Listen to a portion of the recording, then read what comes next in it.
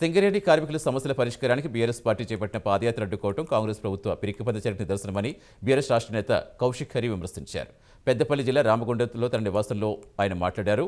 కేసీఆర్ హయాంలో medical board ద్వారా ప్రతి 2 నెలలకు ఒకసారి వారసత్వ ఉద్యోగాలు ఇచ్చామని, కాంగ్రెస్ ప్రభుత్వం అధికారంలోకి వచ్చాక ఆ ప్రక్రియ నిర్వీర్యం చేసిందని ఆరోపించారు. దీనికి నిరసనగా చేపట్టిన పాదయాత్ర కూడా అడ్డుకోవడం ప్రజాస్వామ్య హక్కులు కాలరాయడమని మండిపడ్డారు.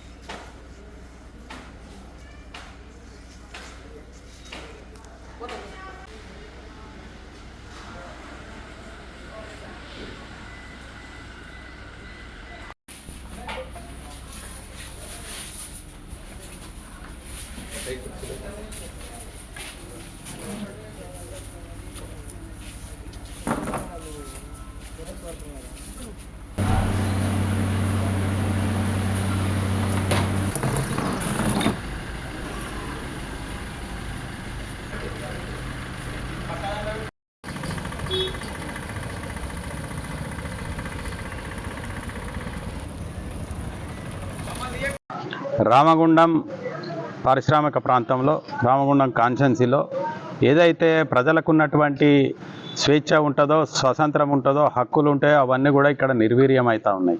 ఇవాళ ఏ కార్యక్రమం చేసి ప్రజల పక్షాన మాట్లాడాలన్నా కానీ అరెస్టులు కొనసాగుతూ ఉన్నాయి. దీంట్లో భాగంగా ఏదైతే చాలా ఏళ్ళుగా కాంగ్రెస్ ప్రభుత్వం వచ్చినాక గతంలో బీఆర్ఎస్ హయాంలో ఇచ్చినటువంటి మెడికల్ బోర్డు ద్వారా వారసత్వ ఉద్యోగాలు సింగరేణి కార్మికులకు ఇచ్చే పద్ధతి ఉండే. ప్రతి నెలలో 2 సార్లు మెడికల్ బోర్డు కూర్చొని అందరిని అన్ఫిట్ చేసి వాళ్ళ పిల్లలకు ఉద్యోగ అవకాశాలు గౌరవ మాజీ ముఖ్యమంత్రి కేసీఆర్ గారు కల్పించారు.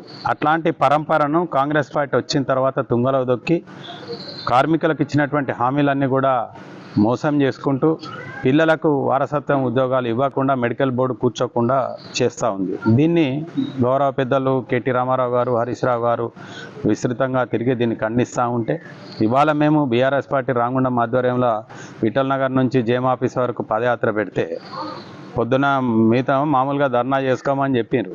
కానీ మళ్ళీ ఇవాళ అందరినీ కూడా రాత్రిపూట ఏకాఏకగా చాలామందిని హౌస్ అరెస్ట్ చేస్తూ పోలీసు పవర్ను చూపెడుతున్నటువంటి కాంగ్రెస్ ప్రభుత్వం ఇంత పిరికి పందగా ఎందుకు ఇక్కడ ఉన్నటువంటి కాంగ్రెస్ నాయకులు కావచ్చు, కాంగ్రెస్ ప్రభుత్వంలో ఉన్న పెద్దలు ఒక ధర్నా చేస్తే కార్మికుల కోసం ధర్నా చేసే స్వేచ్ఛ లేకుండా చేస్తారు? మీకు ఇంత భయం ఎందుకు అవుతుంది? మీరు తప్పులు చేస్తున్నారు కాబట్టే భయం అవుతుంది. తప్పు చేసిన వానికే ఎప్పటికైనా భయం అవుతూ ఉంటుంది. కాబట్టి పెద్ద పాదయాత్రను ప్రజల పక్షాన, కార్మికుల పక్షాన మాట్లాడుతూ ఉంటే మీరు ఖండించే విధంగా ఈ విధంగా మమ్మల్ని ఇబ్బంది పెట్టడం ఇది పూర్తిగా ఖండించదగ్గ విషయం. ఇక్కడ ఉన్నటువంటి ప్రజాస్వామ్యవాదులు మిగతా పార్టీలంతా కూడా ఇది గమనించాల్సిన అవసరం ఉన్నది. ఎన్నడీ లేని విధంగా పోలీసులందరూ ఇంటి చుట్టూ పెట్టుకొని దొంగలాగా మఫ్టీల అధికార దుర్వినియోగం చేస్తూ ఉన్నారు. ఒకవైపు సింగరేణి అధికారుల మీద అధికార దుర్వినియోగం చేసుకుంటూ, ఇటు పోలీసు అధికారుల దుర్వినియోగం చేసుకుంటూ ఇక్కడ ఇబ్బంది పెట్టే పని చేస్తూ ఉన్నారు. దీన్ని మేము పూర్తిగా ఖండిస్తున్నాం. ఖచ్చితంగా 11:30కు జేఎం ఆఫీస్ కాడ ప్రజల పక్షాన ప్రజలందరి సహకారంతో అక్కడ ధర్నా జరుగుతుంది, విజయవంతమవుతుంది. మమ్మల్ని పోనిచ్చినా పోనీయకపోయినా కూడా ధర్నా అనేది ఎట్టి పరిస్థితుల్లో జరుగుతుంది. ఇవాళ నువ్వు హౌస్ అరెస్ట్ చేస్తావు కావచ్చు, రేపు మేము కూడా నువ్వు మెరుపు అరెస్ట్ చేస్తే మేము కూడా మెరుపు ధర్నాలు కూడా చేయొచ్చు. ఇవాళ ఒక్క శనివారం తోటి అయిపోదు, ఇంకా శనివారాలు వస్తాయి, సోమవారం వస్తుంది, మంగళవారం వస్తుంది.